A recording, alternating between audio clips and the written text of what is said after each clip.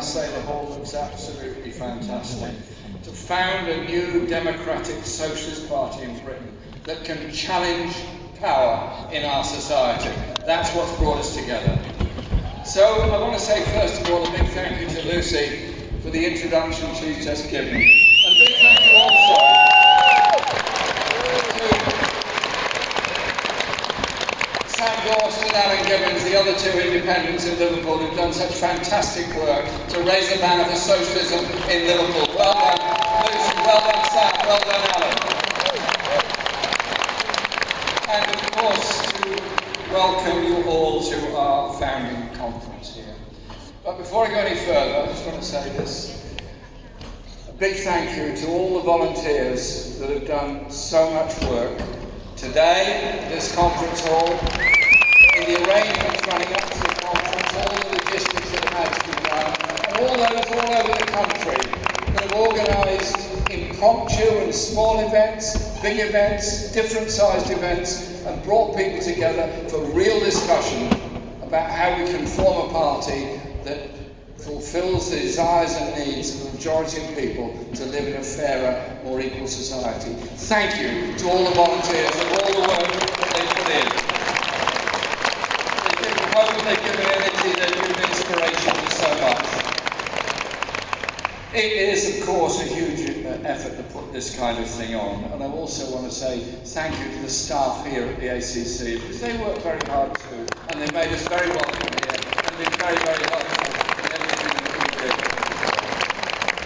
do. Liverpool is a city that breathes solidarity in so many ways, and I've been forever grateful to so many people in Liverpool for the support they've given during good times and bad, and the way they've always stood up for social justice. They've always stood up against racism. They've always stood up against divisions in our society. I remember the marches around Liverpool against the arms trade fair and so much else. So it's great that our founding conference is here in Liverpool, because we can demonstrate our solidarity with each other and solidarity with our communities, with a city that breathes solidarity. Thank you, Liverpool. Thank you, Merseyside. Why the rich and powerful in our society certainly don't want us to be expressing so much solidarity with each other and so many other campaigns. We have an amazing opportunity before us. Look at this hall, absolutely full. Look at the people around the country that want this party to succeed. Look at the hopes that so many people have. People suffering poverty, children growing up in overcrowded homes, people sleeping on the street, people bearing the brunt of racist attacks across the country, people fearful for the future.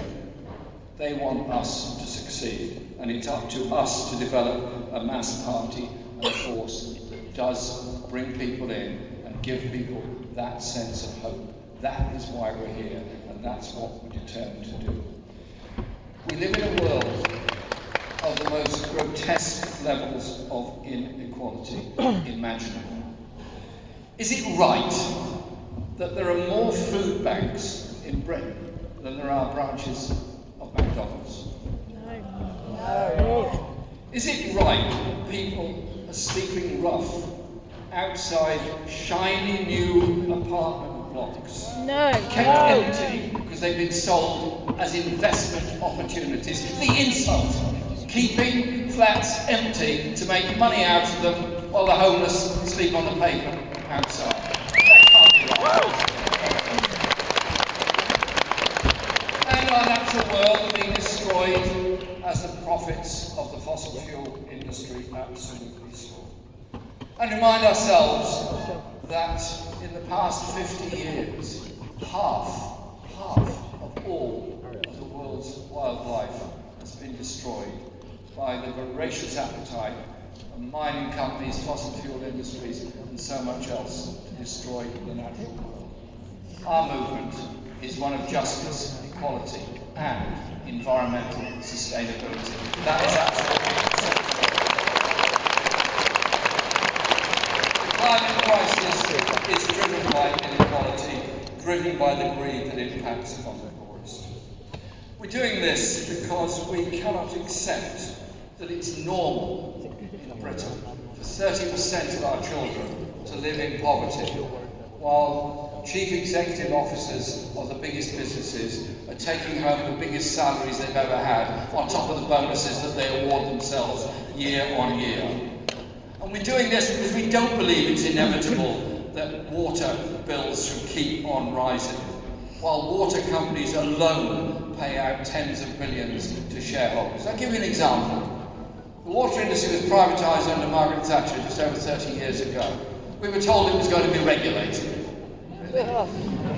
During that time, £72 billion has been taken out of the water industry and paid out in dividends and profits, often to distant shareholders in tax havens around the world. At the same time, sewage pouring into our rivers and sea, chalk streams destroyed, and the quality of drinking water under threat for a long time.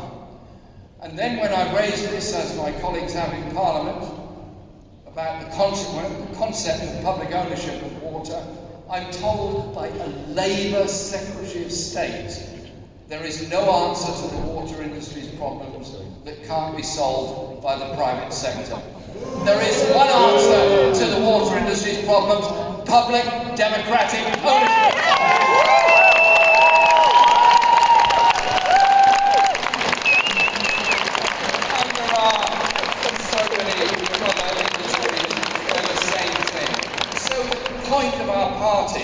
Is to put together the plans for democratic public ownership, to campaign for them and raise that demand, so we don't have this triopoly of political thinking in Parliament where the two front benches of the Liberal Democrats fundamentally agree on so many things.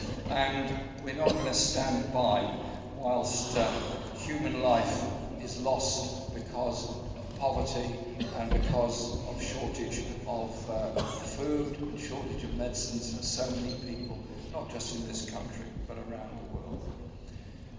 Today is the International Day of Solidarity for the Palestinian people. Let us send a message now to the march that's taking place in London today. It's the 37th National March since October 23. 37 times people have been marching through the streets of London, giving that solidarity, giving that determination, and giving those demands. Let's express now here today in Liverpool our solidarity with the people of Palestine.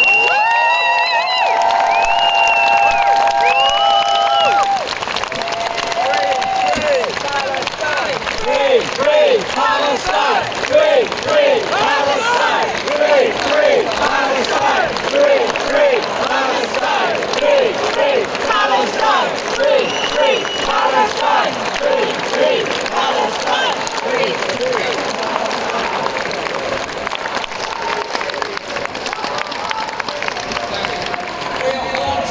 We're haunted by the images of starving Palestinian children being gunned down by the Israeli Defense Force, children torn to pieces, mothers screaming in the street. It's not war, it's genocide that we've been witnessing live on the street. Our government is complicit in this.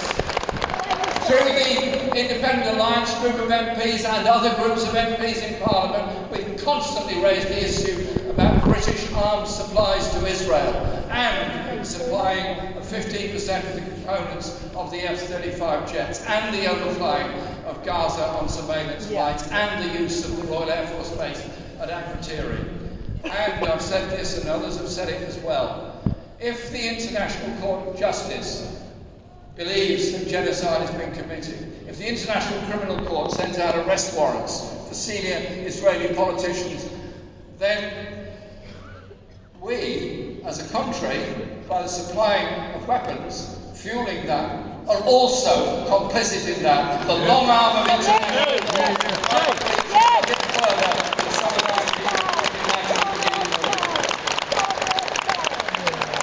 So we're working with international groups like Progressive International that have set up the Hague Group to try and ensure there is a solid group within the UN demanding justice for the Palestinian people. I want our party to be part of Progressive International, part of the Hague Group, part of that international movement in Palestine. We will not rest until there is justice. It's the routine disregard for the humanity, dignity and self-determination of people around the world that leads establishment politicians to enable war crimes and genocide. The same disregard for humanity allows those same politicians to blame their own failures on migrants and refugees. You've heard the language, you've heard the demonisation of desperate people, of refugees. I've been to Calais quite a few times. I'm sure many of you have given support and demonstrated inside of hotels. What has happened to our humanity in our society, where it becomes routine to label people who have fled from war, from poverty, from environmental disaster, enemies, threats? Tomorrow, they'll be our neighbours. Tomorrow, they'll be our doctors. Tomorrow, they'll be our teachers. Tomorrow, they'll be our train drivers. Can I just appeal to everyone? Let's approach refugees and migrants as friends with a sense of humanity, not denigrating and destroying in the way it's going on. And when reform and the far right simply use them as a means of blaming the problems of society on people that didn't create them. Refugees didn't close hospitals. Refugees didn't underfund schools. Refugees didn't bring PFI into hospitals, didn't bring building schools for the future into education. They're the people that will actually fix the problems, but they're the ones who come here to work and help and support us. And if we go down the road of reform, there wouldn't be too many people able to work in our hospitals. Reform are no friend of the working class. Farage, a city banker, is no friend of the working class. Their capitalist model is no friend of any working class community. So we have to absolutely challenge them. But we also have to recognise we've got to challenge the government, the Labour government, that has, for example, this week announced, or last week announced plans to end permanent refugee status for people. They have fueled the whole hatred towards refugees. I say to all those people that thought they were going to get something better, think again. What you're seeing is an attack on human rights. What you're seeing is an attack on our civil liberties. We are not joining in that attack. We're on the other side of that. And if you want to defeat reform, you don't do it by copying what reform do. You don't do it by attacking jury trials, slipping away our civil rights or our right to protest. What we need is something radical, a socialist alternative, rather than the fake populism of reform or others. And it's up to us, our party, your party, to provide it. Over the past few months, like many of you, I've been at lots of regional assemblies and meetings of your party all over the country. It's been absolutely fascinating, listening to people coming together around a table discussing what they want from your party. Sometimes people who've never ever been involved in anything political in their lives before, but just feel the need to do something, feel the need to say something, because they're fed up with the unity of the message on the mass media of all of the main political parties. So they come together. Others come together who spent a lifetime on campaigning, on causes, campaigning politically, and doing lots of things within their community. Coming together and thinking about how they can do things differently. And it hasn't been an easy process over the last few months. I looked very hard in all the libraries I could find for a handbook on the establishment of a political party. There isn't one. There is no such book. Maybe we could write one. How to establish and learn from our problems, learn from our mistakes, learn from overreaching, learn from lots of things. Never be too high and mighty. You can't learn new lessons. That surely has to be the way we go forward and we make stronger as a result of it. We've got 50,000 people and more are in our party. It's about putting power in members' hands that's essential if we're going to build the society that we want. So our message has come through from the members that they want a democratic structure of the party to be in place as soon as possible. I agree. Back in July, we asked the Independent Alliance group of MPs to steward the process, not to run it, not to control it, to steward the process. And that was important to do it. We wanted to meet the demand for a new force in British politics that gained strength from the movement on Palestine and so much else, and this political retreat away from Labour. And last night here in Liverpool we had a number of events on. And Zara spoke at a great rally, and I very happily, proudly sent a message to that rally, and I was grateful that it was read out to that rally, of support and solidarity. I was at a poetry and music event and Zara sent a message to that. As a party, we've got to come together and be united, because division in this unity will not serve the interests of the people that we want to represent. So that's the basis on which we launch the party. Now then, when we go from here, and this is very important, we need, obviously, to have elected positions in the party. We need, obviously, an elected executive, which must be up and running.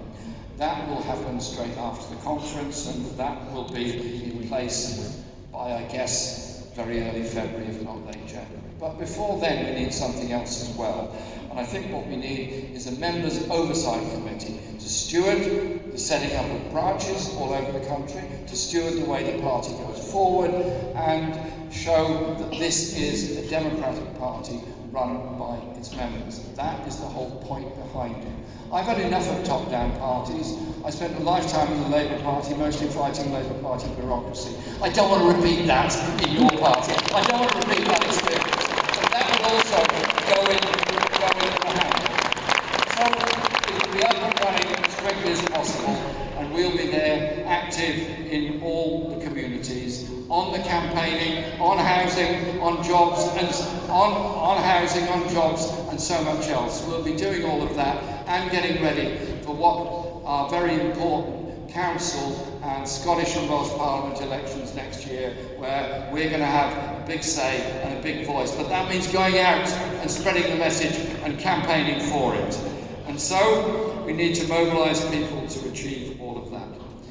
The political statement that you've all been sent is an important part of it, and I'm very proud to be a member of a party that stands on the principles expressed in it. I'm not going to read it all because you've all got it, but I just want to emphasise a couple of points from it. Your party is a democratic, member-led socialist party that stands for social justice, peace and international solidarity. Our goal is the transfer of wealth and power, now concentrated in the hands of the few, to the overwhelming majority in a democratic socialist society.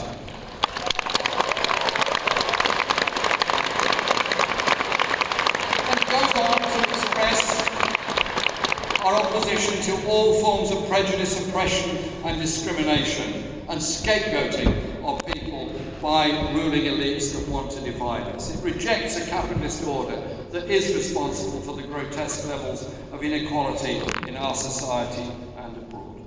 And it's the same economic order, as I pointed out earlier, that is fueling the destruction of our planet.